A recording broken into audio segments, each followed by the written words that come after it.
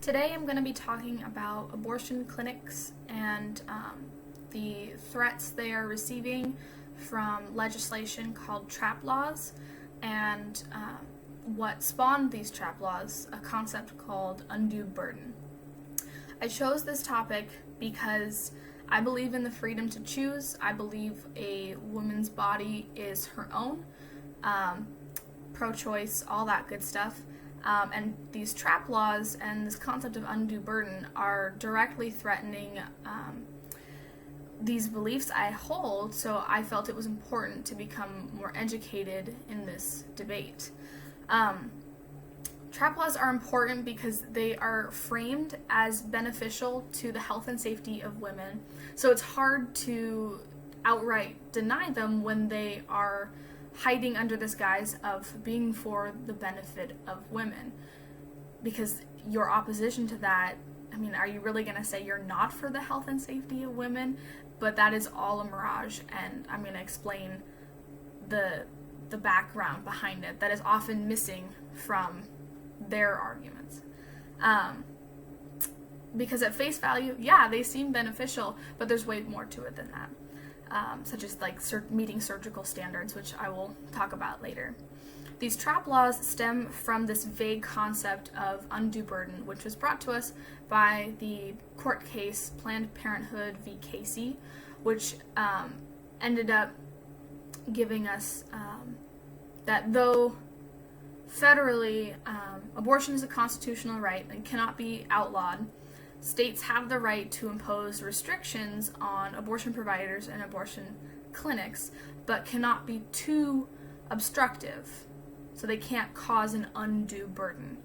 The problem here, though, is nobody's defined undue burden or has defined the threshold of when something becomes undue.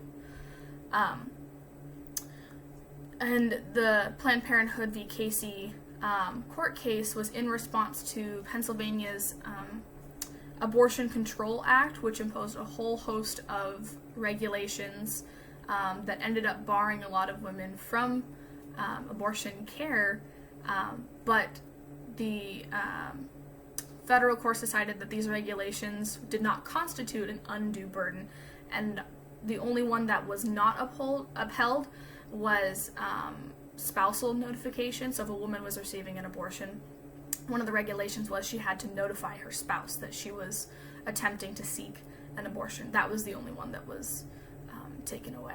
But abortion is already controversial. It is a constitutional right, but it is a controversial topic in our country.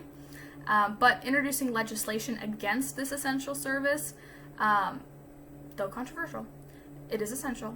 It compounds this disputed topic of abortion. Trap laws are particularly controversial because their stated purpose is to benefit the health and safety of women, but it is, what I had learned was it was naive to take those at face value because there is way more going on behind the scenes. Undue burden is also super controversial because it's vague, nobody's defined it, and no one's defined the threshold of when something becomes undue. I wanted to take a moment to share some of the more ridiculous regulations imposed on abortion clinics. So these are regulations that were passed into law affecting only abortion clinics that seemingly have no grounds in making abortion a safer practice. It's already safe, but we'll talk about that soon. So some of the regulations are admitting privileges to hospitals within 30 miles of the abortion clinic, general anesthesia equipment, having registered nurses, which are a lot more expensive, as opposed to nurse practitioners. The hallways have to be 8 feet wide, and this is to accommodate 2 gurneys passing each other in a hallway. But these regulations have also included standards of ceiling heights, we talked about hallway and then doorway widths, counseling room dimensions, air circulation rates, outdoor weed control practices, separate changing rooms for men, and this is the most ridiculous one that I found, and I cannot make this up. This is a true trap law regulation in Louisiana.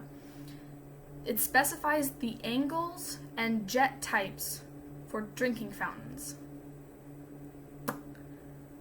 Call me crazy, but I don't understand what the jet type for a drinking fountain has to do with making abortion safer for women.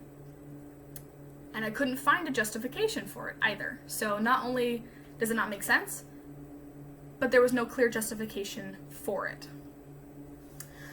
And though some of these seem justified, like admitting privileges to hospitals or general anesthesia equipment, 92% of abortions are medicinal or hormonal, meaning you go into your clinic room and you take a pill, and that induces the abortion. That is a vast majority of these abortions. Very few are these late-term surgical abortions that we hear about in the news. How this graphic imagery of a baby being, or the fetus being ripped piece by piece from the mother's womb. That's not how it works, actually. Late-term abortions are induced in such a way to mimic childbirth to the best of their capability, which is, it almost mirrors that of childbirth, except the child is no longer alive when it's birthed. The child is usually killed in utero, and then childbirth is induced. But that makes up 0.3% of all abortions nationwide. So that's not a common practice whatsoever, and yet we're having to meet the standards for ambulatory surgical centers. But surgery is not the main thing that happens, so why? One thing that was pointed out was that, abortion is a safe procedure, but it is way more stigmatized than other riskier procedures, and that in and of itself incurs these stringent regulations just because people find it a little bit touchy. But abortion clinics are having to close because these regulations, they're being bombarded with all of these things that they have to do to keep their doors open. And all the money they're forking out, all the renovations that are needing to be had, a lot of them are closing their doors, which does not help, does not protect the health and safety of women, which was the whole point of the trap laws that they're trying to meet in the first place.